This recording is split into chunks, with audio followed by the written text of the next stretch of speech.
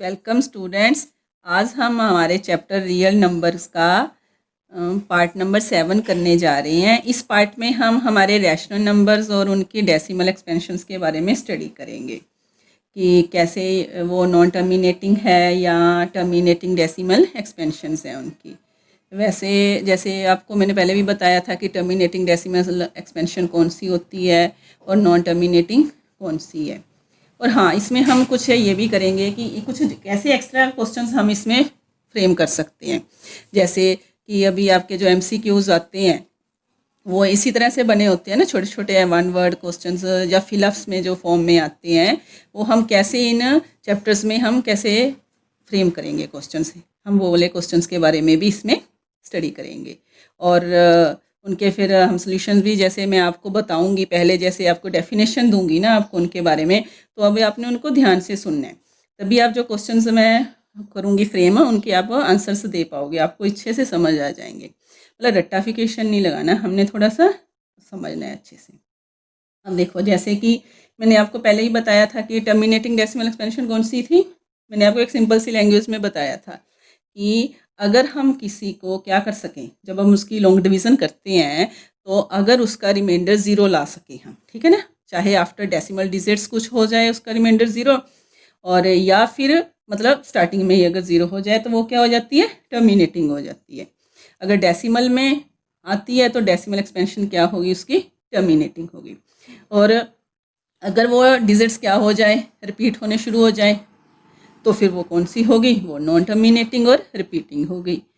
बस उसी के को लेके हम आगे चलते हैं कि इट मीन्स क्या बोला था मैंने आपको डेफिनेशन के मुताबिक कि वो टर्मिनेटिंग डेसिमल एक्सपेंशंस हैं जिनको हम अगर लॉन्ग डिवीज़न जब करते हैं तो आफ्टर डेसिमल के कुछ डिजिट्स उनका जो रिमाइंडर है वो 0 बन जाता है। तो अगर किसी का रिमाइंडर 0 हो जाता है तो ये देखो, फिर हम उसको किस फॉर्म में लिख सकते हैं। जैसे एक एग्जांपल लेती हूँ मैं, 0.375 आ गया सपोज, ठीक है ना। जब हमने डिवाइड किया नंबर को तो 5 जो था उसका लास्ट डिजिट आया, रिमाइंडर हमारा 0 बन गया। तो अब अगर हम इसको लिखना चाहें तो किस फॉर्म में लिख सकते हैं, इसको हम 0 पॉइंट हटा के 375 बाय ये लिख सकते हैं। अब अगर आप थाउजेंड्स को अब फैक्टराइजेशन में करते हैं तो इसको 10⁻³ लिखा जा सकता है। अब ये देखो, पहले क्या है, इसका एंड हो गया तो ये क्या होगी, टर्मिनेटिंग। ये कौन सी एक्सपेंशन होगी, टर्मिनेटिंग एक्सपेंशन होगी। और जब हमने इसको डेसिमल हटा के रैशनल फॉर्म में लिखा तो उसको क्या होगा, 1000 आ गया। थाउजेंड्स के हमने फैक्टर्स बनाए तो 10⁻³ बन गया। तो इट मीन्स क्या हुआ कि अगर कोई एक्सपेंशन डेसिमल एक्सपेंशन टर्मिनेटिंग है देन उसका जो डिनोमिनेटर है, ठीक है ना, डिनोमिनेटर को हम 10 की पावर में लिख सकते हैं। ओके, ये आपको याद रखना है। मतलब अगर कोई एक्सपेंशन टर्मिनेट्स है देन उसका जो डिनोमिनेटर है उसको हम क्या लिख सकते हैं, 10 की पावर्स के फॉर्म में लिख सकते हैं। और इसको थोड़ा सा और अभी हम आगे बढ़ेंगे। अब 10 के क्या फैक्टर्स बनते हैं, हमें पता ही है 10 के फैक्टर्स क्या बनेंगे, 2 और 5, ठीक है। तो इट मीन्स अगर हम इसको आगे आगे करके लिख रहे हैं देन 2⁻³ इंटू 5⁻3। अब ये देखो, तो इट मीन्स, या हम ये भी बोल सकते हैं, अब देखो आगे हम आगे बढ़ते हैं थोड़ा सा। अभी हमने ये किया था कि 10 की पावर में लिख सकते हैं। अब हम थोड़ा अगर हमने एक्सपेंड किया इसको क्वेश्चंस को तो हमें पता चला कि जो टर्मिनेटिंग डेसिमल एक्सपेंशन है वो किस फॉर्म में आ रही है, 2 और 5 की प्राइम फैक्टर की फॉर्म में आ रही है, ठीक है ना। तो अगर हम अब इसको हमारे उसमें लिखें जैसे कि हमने मैथ की लैंग्वेज में लिखा हुआ है, तो आपकी डेफिनेशंस वगैरह में लिखा है, तो मतलब क्या हुआ, अगर कोई भी एक्सपेंशन का जो डिनोमिनेटर है वो 2⁻n, ठीक है, और 5⁻m की फॉर्म में आए देन वो डेसिमल एक्सपेंशन कौन सी बन जाता है, वो नंबर टर्मिनेट्स हो जाता है। बस अब दूसरा नॉन टर्मिनेटिंग डेफिनेशन अगर हम इसी के हिसाब से बोलें तो वो क्या हो गई कि अगर कोई फैक्टर्स इसके अलावा अदर देन फैक्टर आ रहा है 2 और 5 के अलावा, अगर कोई भी फैक्टर उसके डिनोमिनेटर्स में हमें मिलता है तो फिर वो नॉन टर्मिनेटिंग डेसिमल एक्सपेंशन बन जाएगी। ओके, तो इसी को लेके हमने कुछ क्वेश्चंस फ्रेम किए हैं। मैंने बताया था स्टार्टिंग में कि मैं बताऊंगी कि कैसे हम MCQs या फिलअप्स तैयार हो सकते हैं। जैसे अभी मैं बताती हूँ आपको एक क्वेश्चन। अब ये देखो, जैसे ये क्वेश्चन है, क्या है फर्स्ट क्वेश्चन, आप देखो कि if x is a rational number, ठीक है, इन the form p over q, आपको समझ आ गया, हुज डेसिमल एक्सपेंशन टर्मिनेट्स। ये देखो यहाँ पर एक वर्ड यूज हुआ कि x एक रैशनल नंबर है, p ओवर q की फॉर्म में होगा, ये हमें डेफिनेशन के अकॉर्डिंगली पता है। और उसकी अब हमें बताया इन्होंने डेसिमल एक्सपेंशन क्या है, टर्मिनेट्स। इट मीन्स क्या है, जो q है ना, तो q के फैक्टर्स किस फॉर्म में होंगे, तो यही पूछा उन्होंने, the prime factorization of q। Then q की प्राइम फैक्टराइजेशन क्या होगी, 10 रेज टू n की पावर में होगी, 3 raise to m, 2 raise to n होगी, 2 raise to n, 5 raise to m होगी, या 3 raise to m, 5 raise to n होगी। अब इनमें से एक हमें पिक करना है कि कौन सा क्वेश्चन सही है। देन ये देखो, अब q अगर क्या बताया था मैंने, अगर टर्मिनेट्स होगा तो वो 10 रेज टू n की फॉर्म, मतलब कि 10 की पावर में होगा, तो उस हिसाब से आप बोलोगे कि ये वाला आंसर आना चाहिए। बट हमें और भी ऑप्शंस मिले हैं। और फिर जब हमने ये वाला क्वेश्चन, देखो मैंने आपको समझाया था, आगे जब हमने इसको और सॉल्व किया था तो 10 रेज टू की पावर को हमने किस में कन्वर्ट कर लिया है, 2 और 5 के फैक्टर्स में कन्वर्ट किया था। इट मीन्स क्या हुआ, उसका मतलब ये भी आप पिक कर सकते थे क्वेश्चन, बट इसका राइट आंसर क्या है, थर्ड पार्ट है जो एक्सी, वो सही है। अब ये वाला क्यों नहीं हम इसको पिक कर सकते, इसको मैं थोड़ा सा अब समझाने जा रही हूँ आपको। जैसे कि जब अगर हम इसको सॉल्व करें, हमारी किसकी बात हो रही है, प्राइम फैक्टर्स की बात हो रही है। जब हम क्वेश्चंस को सॉल्व करेंगे तो देन क्या होगा, उसको सॉल्व करने से कुछ नंबर्स हो सकता है 2 के फैक्टर्स कट जाएं, हो सकता है 5 के फैक्टर्स कट जाएं, तो फिर इट मीन्स वो 10 की पावर में तो नहीं मिला ना हमें नंबर। जब हम प्राइम फैक्टराइजेशन की बात कर रहे हैं देन वो किस फॉर्म में आएगी, 2 रेज टू n और 5 रेज टू m। ओके, तो सिमिलरली अब एक क्वेश्चन और मैंने फ्रेम किया है, जैसे वो फिलअप्स की फॉर्म में किया है। इस तरह से ही जैसे आपको अभी और बहुत सारे क्वेश्चंस मिल सकते हैं इस चैप्टर्स में।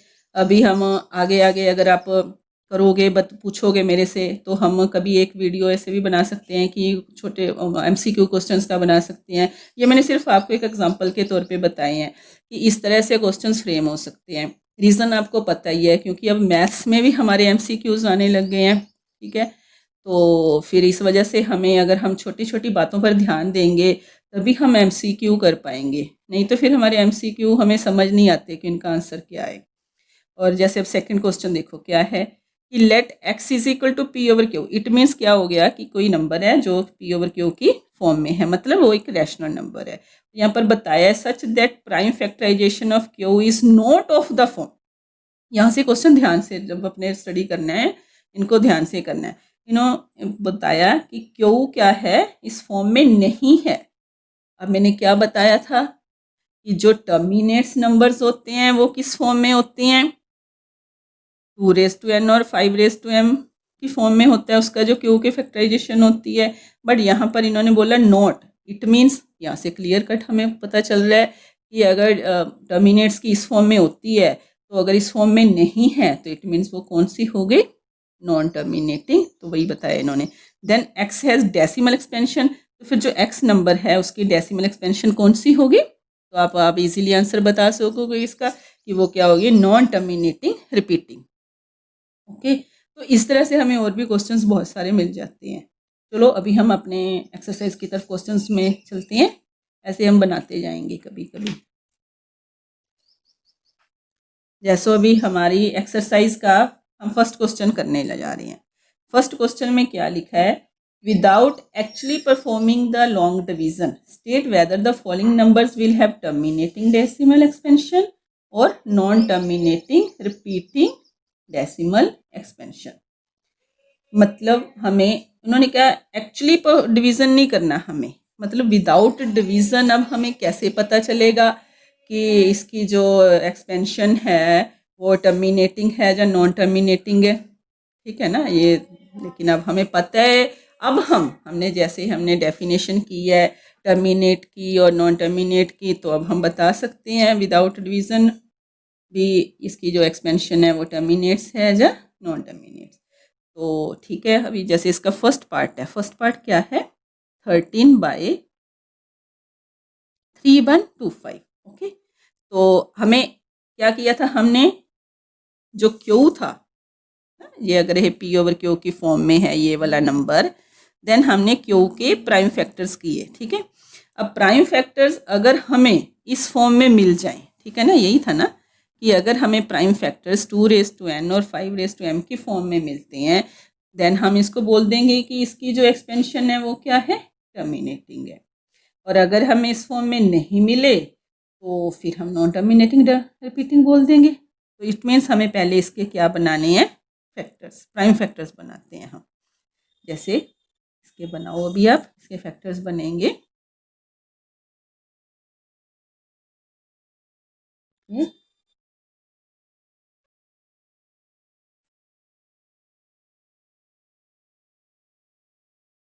ठीक, तो इट मीन्स इसके फैक्टर्स क्या बने, 13/5⁵5।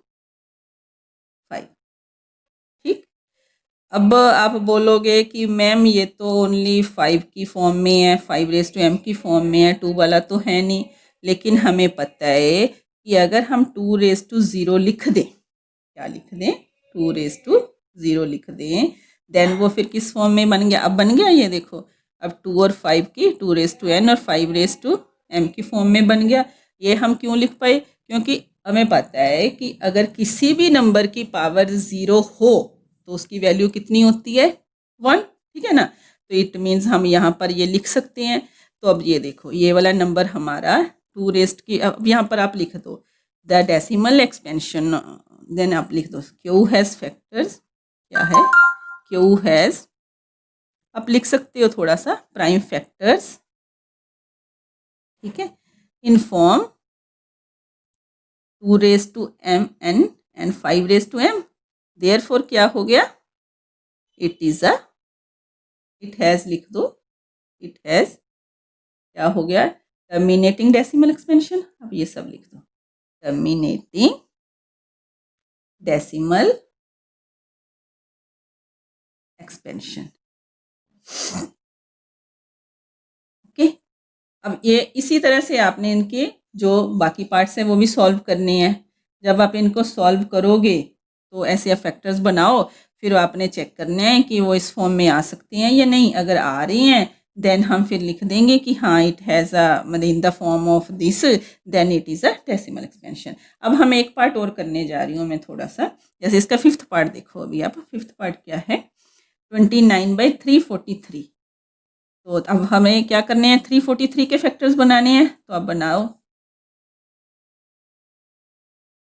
तो ये फैक्टर्स बन गए 3 के, तो 29/7⁻3। अब बताओ क्या क्यू जो हमारा नंबर है उसके जो फैक्टर्स हैं वो 2 और 5 की फॉर्म में है, नहीं है, यहाँ पर 7 है। और जैसे कि वहाँ पर हमारे फर्स्ट क्वेश्चन में हमें 5 में की फॉर्म में था, लेकिन 2 हम ऐसे लिख सकते थे। अब हम यहाँ पर अगर ये आप बोलो कि मैम हम यहाँ पर भी तो लिख सकते हैं ना कि 5⁻0 2⁻1, 2⁻0 बिल्कुल लिख सकते हो, आप यहाँ पर भी लिख सकते हो कि 5⁻0 और 2⁻0। तो बट हमें फिर यहाँ पर एक नंबर और हो गया हमारे पास, वो 2⁻n, 5⁻m और 7⁻, भी पी लगा लो, क्यू लगा लो, कुछ भी आ गया ना। बट हमें क्या चाहिए था, सिर्फ जो प्राइम फैक्टर्स हैं वो किस फॉर्म में चाहिए थे, ओनली 2⁻n और 5⁻m की फॉर्म में चाहिए था। 7 तो है ही नहीं यहाँ पर, ठीक है ना। तो इट मीन्स क्या हुआ, आप लिख दो, हमें सिर्फ इसी में फैक्टर्स चाहिए उस फॉर्म में। तो आप लिख सकते हो Q has not prime factors, ठीक है, इन द फॉर्म 2⁻n और 5⁻m, देयरफॉर क्या हो गया, it has non terminating repeating decimal होगी। तो क्या हो गया, नॉन टर्मिनेटिंग रिपीटिंग, ठीक है ना, डेसिमल एक्सपेंशन। तो इस तरह से आपने अपने बाकी के जो पार्ट्स हैं इसकी सभी सॉल्व कर लेने हैं। बस इनको ऐसे ही आपने फैक्टराइजेशन करना है, उनको सॉल्व करना है, और या तो वो क्या हो जाएंगे, उसकी जो टर्मिनेटिंग डेसिमल एक्सपेंशन होगी या फिर नॉन टर्मिनेटिंग डेसिमल एक्सपेंशन। अब हम इस एक्सरसाइज का अपना क्या करने जा रहे हैं, 1.4 एक्सरसाइज का अब हम करने जा रहे हैं क्वेश्चन नंबर 2 क्वेश्चन नंबर करने जा रहे हैं, सेकंड क्वेश्चन करने जा रहे हैं। ओके, तो अभी ये देखो सेकंड क्वेश्चन तो इसी से रिलेटेड है आपके फर्स्ट क्वेश्चन से। तो यहाँ पर क्या लिखा है सेकंड क्वेश्चन में, write down the decimal expansion of those rational numbers in question 1 above which have terminating decimal expansion. अब आप देखो, जब आप ये फर्स्ट क्वेश्चन के सारे पार्ट्स आप सॉल्व कर लोगे देन आपको पता चल जाएगा कि किन नंबर्स की टर्मिनेटिंग डेसिमल एक्सपेंशन है और किन की नहीं है। तो सेकंड क्वेश्चन वही है, आपको सिर्फ इस पार्ट में वही नंबर्स लिखने हैं, क्वेश्चंस लिखने हैं जिनकी क्या है, टर्मिनेटिंग डेसिमल एक्सपेंशन है। तो अब हम अपने थर्ड क्वेश्चन पे जा रहे हैं क्योंकि फर्स्ट क्वेश्चन के साथ ही सेकंड क्वेश्चन सॉल्व हो गया। तो थर्ड क्वेश्चन क्या है, थर्ड क्वेश्चन क्या है हमारा, थर्ड क्वेश्चन हम करने जा रहे हैं अभी। The following real numbers have decimal expansion as given below. In each case decide whether they are rational or not.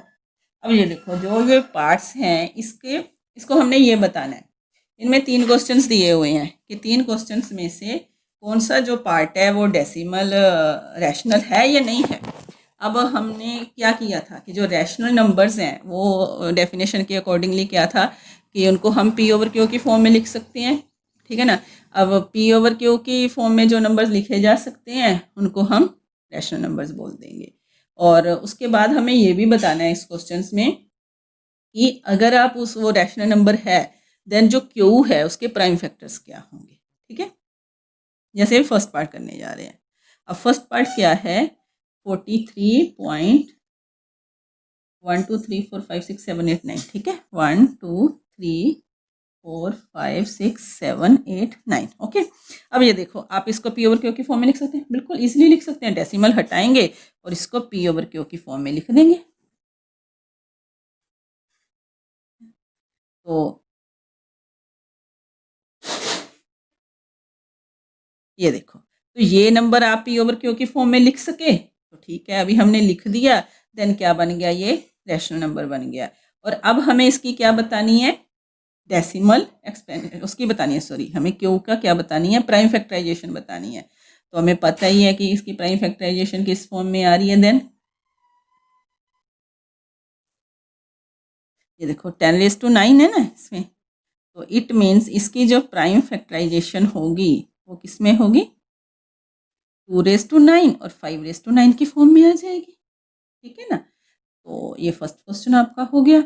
अब सेकंड देखो, सेकंड पार्ट जो है इसका, क्या इसको आप इस फॉर्म में लिख सकते हो, नहीं, हमें पता नहीं है। ये देखो, अभी मैं क्वेश्चन लिख के बता रही हूँ, यहाँ पर क्या है 0.120 12001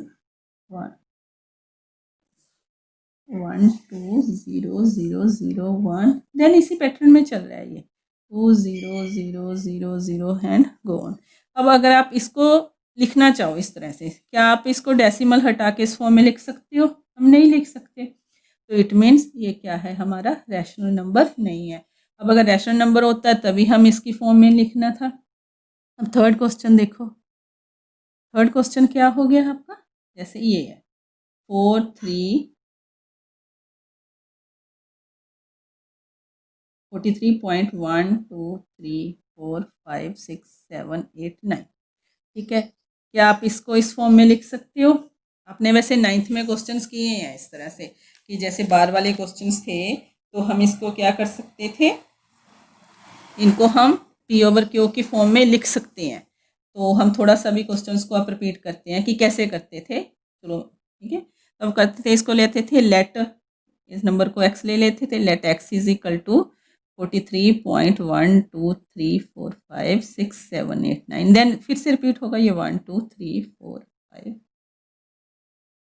ओके, अब हमारा क्या होता था, 9th में किया था, उसके बाद हमारे आफ्टर जितने भी डिजिट्स हैं उससे हमने बोथ साइड्स मल्टीप्लाई करना था। तो देन मल्टीप्लाई करो, तो अगर हमने मल्टीप्लाई किया तो ये क्या हुआ, 10⁻9 लिख देते हैं क्योंकि 9 टाइम्स हमने इसको मल्टीप्लाई करना है, into x is equal to, similarly जब इसको मल्टीप्लाई करेंगे तो ये डेसिमल आपको पता ही है कितना चला जाएगा, आफ्टर 9 डिजिट्स चला जाएगा। तो ये यहाँ पर आ गया आपके पास।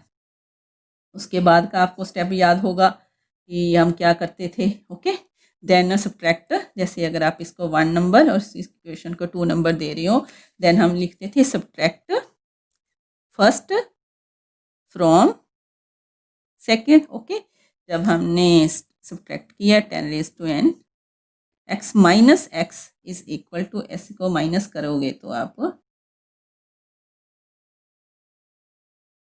1 2 3 4 5 6 7 8 9, देन आप इसको ऐसे लिखते थे थोड़ा 43.1 2 3 4 5 6 7 8 9 एट दिस। अब जब माइनस करोगे तो इस आपके पास क्या आएगा, 4 3 1 2 3 4 5 6 7 8 9 आ जाएगा। और जब इसको माइनस करोगे तो क्या आ जाएगा हमारा, 9 टाइम्स 9 आ जाएगा।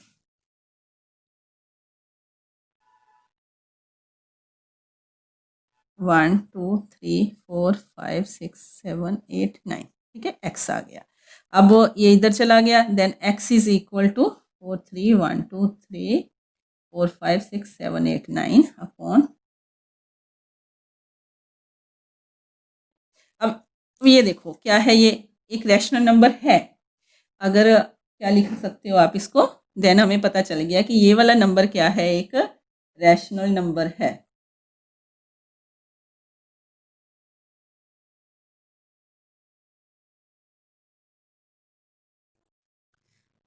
ज़्यादा हो गया एक बार, ओके, ठीक है। तो अब देखो हमें पता चल गया कि ये क्या है, एक रैशनल नंबर है।